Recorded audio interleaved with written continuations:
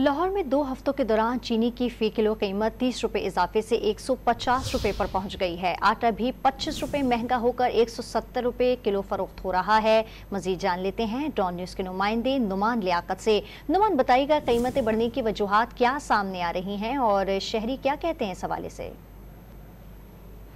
जी बिल्कुल, महंगाई ने अवाम को चारों तरफ से घेर लिया है और लाहौर शहर के अंदर चीनी की फी किलो कीमत 150 जबकि आटा 170 रुपए फी किलो तक पहुंच गया है।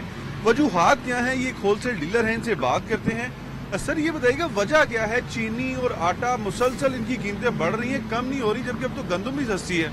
जी बिस्मिल्लाहिर्रहमानिर्रहीम। जी महंगाई की असल वजूहात ये हैं कि जो इंतज़ामिया है वो इसके ऊपर भरपूर तवज्जो नहीं दे रही।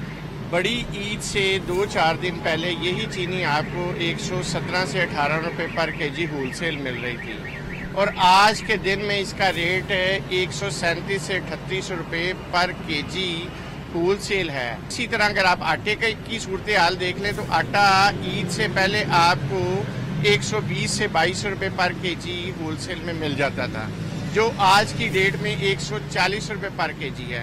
बिल्कुल, ये आपने इनकी गुफ्तगू सुनी है, इंतजामिया की नाअहली है कि ब्लैक में जो है वो चीज़ें रखी जा रही हैं, उसके बाद कीमतें बढ़ाई जा रही हैं। आम आदमी से बात कर लेते हैं।